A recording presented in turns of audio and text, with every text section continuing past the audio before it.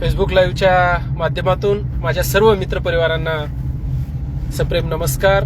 जय भीम.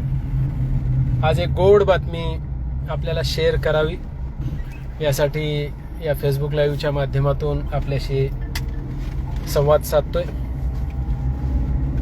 अहमदपूर तालुका हा कायम दुष्काळी आहे. आवर्षण प्रवण क्षेत्रातील हा तालुका आहे, मतदारसंघ आहे. इथं विकासाचा मोठा अनुशेष आपला शिल्लक आहे आणि त्या अनुषंगानं गेल्या अनेक वर्षापासनं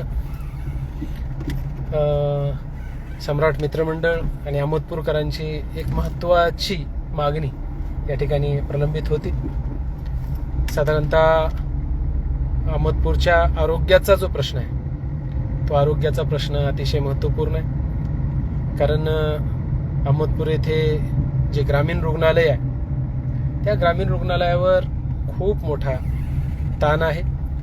कारण किनगाव असेल, अंधोरी असेल, शिरूर ताजबंद, खंडाळी, रोकडा सावरगाव हे मोठे प्राथमिक आरोग्य केंद्र या ठिकाणी आहेत आणि या प्राथमिक आरोग्य केंद्राचं संदर्भ सेवा केंद्र म्हणून ग्रामीण रुग्णालय अहमदपूर या ठिकाणी कार्यरत आहे. ट्रामा केअर युनिट सुद्धा पूर्ण क्षमतेनं चालण्याच्या संबंधानं सुद्धा अनेक दिवसापासून आमच्या अहमदपूरकरांच्या वतीनं आम्ही पाठपुरावा केलेला आहे, पत्रव्यवहार केलेला आहे आणि त्या अनुषंगानं आज अहमदपूरची लोकसंख्या पाहता 43,000 समथिंग लोकसंख्या या ठिकाणी आहे. आणि मग एकट्या अहमदपूर शहराची हे पॉप्युलेशन आहे, फ्लोटिंग पॉप्युलेशन वेगळे आहे आणि टोटल या आजूबाजूचे जे खेडे आहेत याचा संदर्भ सेवा केंद्र म्हणून या ठिकाणी ग्रामीण रुग्णालय अहमदपूरला या ठिकाणी पाहिलं जातं. कुठलीही छोटी मोठी घटना, साप चावला असेल, एखादा छोटा मोठा अपघात झाला असेल, तातडीनं पहिल्या सुरू ग्रामीण रुग्णालय अहमदपूर येथे पेशंट आणला जातो आणि मग इथं आवश्यक त्या प्राथमिक उपचार करून या ठिकाणी पूर्ण उपचार होणं गरजेचं आहे. कारण ट्रामा केअर युनिट आहे, परंतु आलेला पेशंट रेफर या ठिकाणी केला जातो, लातूरला, अंबेजोगाईला रेफर केला जातो आणि म्हणून या ठिकाणी पूर्ण क्षमतेनं उपजिल्हा रुग्णालय अहमदपूरला व्हावी ही मागणी गेल्या अनेक वर्षापासून आपण अहमदपूरकरांची होती. प्रत्येकाच्या मनातली ही बातमी होती, मागणी होती आणि याला मूर्त स्वरूप जनतेची मागणी घेऊन आम्ही सम्राट मित्रमंडळाच्या वतीनं या ठिकाणी वारंवार आंदोलन केलेलं आहे, पाठपुरावा केलेला आहे, मोर्चे काढलेले आहेत, धरणे निदर्शने झालेले आहेत. जे जे लोकशाही पद्धतीनं जे जे काही करता येईल त्या अनुषंगानं आम्ही पाठपुरावा केलेला आहे. आमची अनेक दिवसापासूनची मागणी सुद्धा अशी होती की ग्रामीण रुग्णालयाला जागा कमी आहे आणि मग जागा कमी आहे, समजा भविष्यामध्ये उपजिल्हा रुग्णालय झालं, ट्रामा केअरच कसं तरी ओढून ताडून त्या ठिकाणी बसवलेलं आहे, परंतु उपजिल्हा रुग्णालय जर झालं तर त्याला जागा कुठं आहे आणि मग जागा घ्यायची म्हणली तर अहमदपूरच्या आसपास जमिनीच्या भाव गगनाला भिडलेले आहेत. म्हणजे किमान 5-10 कोटीच्या तर खाली जागाच मिळणार नाही अशी अवस्था या अहमदपूरकरांची होती.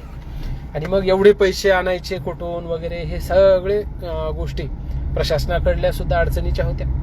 आणि मग आम्ही त्यांना सुचवलं होतं की अहमदपूरच्या परिसरात सांगवी ते अहमदपूर म्हणजे मरशोनी असेल, शेनी असेल, हागदळ गुगदळ असेल, पुढं सांगवी असेल, याच्यातलं जे गायरान आहे ते मोठ्या प्रमाणात आहे आणि मग हवं तेवढं गायरान या उपजिल्हा रुग्णालयासाठी आपल्याला घेता येईल अशा पद्धतीची एक सूचना, एक विनंती आम्ही लेखी स्वरूपामध्ये प्रशासनाकडे या ठिकाणी केलेली होती.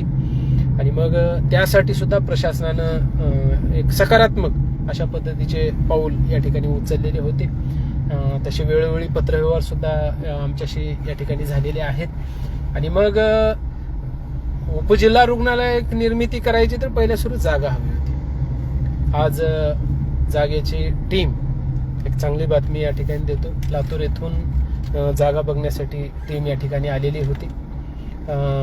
त्या टीमनी सुद्धा जागेची या ठिकाणी पाहणी केलेली आहे आणि मग महसूल विभागानं सुद्धा म्हणजे यंत्रणेनं ज्यांना ती जागा पाहिजे त्यांनी प्रपत्र अ ब कड भरून द्यायचं, विहित नमुन्यामध्ये अर्ज करायचा आहे. तो प्रस्ताव मान्य जिल्हाधिकारी मॅडमकडे जाईल आणि जिल्हाधिकारी मॅडम जागा हँडओव्हर या ठिकाणी आरोग्य विभागाला करतील, म्हणजे CS साहेबाला करतील. ते 7/12 येतील. तो 7/12 मग आमच्याकडे जागा उपलब्ध आहे असं म्हणून ते शासनाकडे सादर करतील. मग उपजिल्हा रुग्णालय मंजुरीची प्रक्रिया तिथून आहे. परंतु ठीक आहे, आज एका चांगली गोष्ट, एक कॉन्क्रीट गोष्ट, महत्वपूर्ण गोष्ट या जिल्हा रुग्णालयाच्या उपजिल्हा रुग्णालयासाठी झालेली आहे की जागा पाहणीसाठी ते पथक आलेलं आहे. मी आता प्रवासात आहे, तुम्ही पाहू शकता, नाहीतर मी सुद्धा तिथं जाऊन त्या टीम सोबत थांबता आलं असतं. परंतु मी प्रवासात असल्यामुळे शासकीय कामाच्या सार्वजनिक कामाच्या पाठपुराव्यासाठी मी तिथं उपलब्ध राहू शकलो नाही. परंतु त्या अधिकाऱ्यांसोबत आत्ताच फोनवर सुद्धा माझं बोलणं झालं. त्याची संभाषण क्लिप सुद्धा मी टाकतो, कारण सौबका एक लेखा म्हणतात किंवा अनेक गोष्टीला पुरावेच पाहिजे ना सध्या. हो ठीक आहे, पुरावा सुद्धा या ठिकाणी आपण देऊया. पण ठीक आहे, बाकी या सगळ्या गोष्टी बाजूला ठेवूया. संबंध अहमदपूरकरांसाठी एक अभिमानाची, एक आनंदाची आणि एक महत्वाचा ऐतिहासिक असं काम आहे की उपजिल्हा रुग्णालयासाठी मागणी केलेल्या जागेची पाहणी प्रशासनाकडून झालेली आहे आणि लवकरच ही जागा आरोग्य विभागाच्या ताब्यात येईल.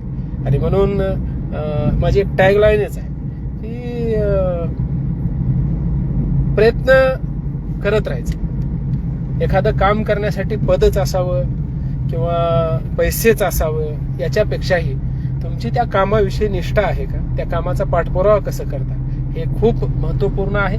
आणि त्यातल्या त्यात आंदोलन, मोर्चे, मागण्या, धरणे, एक लोकरेटा सातत्यानं प्रशासनाकडे पाठपुरावा हा सुद्धा गरजेचा आहे. तो आपण प्रामाणिकपणे या ठिकाणी केला असं आम्हाला वाटतं, कारण हे यश त्याचंच आहे. आणि म्हणून या सगळ्या गोष्टीचा मला नितांत आदर आहे, आनंद आहे. एक चांगली गोष्ट आपल्याला शेअर करताना मला सुद्धा अगदी मन भरून येत आहे. अशा पद्धतीचं एक चांगली वार्ता आज या ठिकाणी आपल्याला देतोय.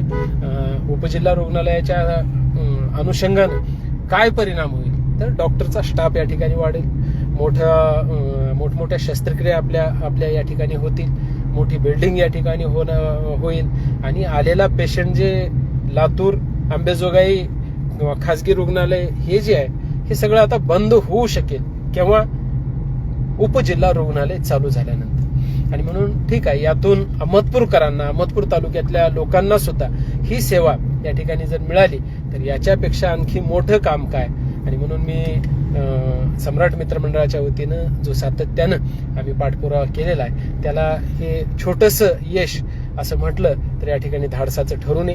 आणि म्हणून या आंदोलनामध्ये सम्राट मित्रमंडळाचे सर्व पदाधिकारी, अहमदपूरकर, संपूर्ण तालुक्याची माणसं, सर्व पत्रकार बांधव ज्यांनी या मागणीला सातत्यानं जिवंत ठेवली किंवा पाठपुरावा केला, सगळे TV channels, YouTube channels, print media, या सगळ्यांचं सुद्धा मी मनाच्या अंतःकरणातून या ठिकाणी आभार व्यक्त करणार आहे. बांधवांनो, केवळ आपल्या जनरेट्यामुळं, आपल्या मागणीमुळं या ठिकाणी एक चांगलं, एक सुवर्ण दालन आरोग्य सेवेच्या संबंधानं उघडू शकत आहे, याचा मला नितांत अभिमान वाटतो. आणि म्हणून ही गोष्ट आपल्याशी शेअर करावी म्हणून या ठिकाणी मी आपल्याशी संवाद साधतोय.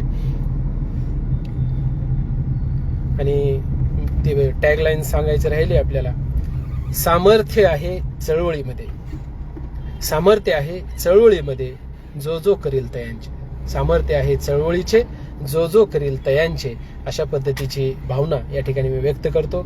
जय हिंद, जय महाराष्ट्र, जय भीम. रुपेश कांबळे सर आहेत, आमचे किरणजी वाघमारे आहेत, आकाश पवार आहेत, विकास नरोटे सर नमस्कार, गणेश जाधव सर आहेत, सूरज शिवपूजे सर आहेत, आमचे एक लोकप्रिय नगरसेवक बाळासाहेबजी लखनगिरे साहेब सुद्धा आहेत. लखनगिरे साहेब, खूप चांगली बातमी अहमदपूरकरांच्या वतीनं आहे, शेअर करा. आपलं सातत्यानं मार्गदर्शन, सहकार्य या ठिकाणी आम्हाला लाभतं. आमचे VS पॅन्थरचे जिल्हाध्यक्ष शरदजी किनीकर सर सुद्धा आहेत. किनीकर साहेब जय भीम.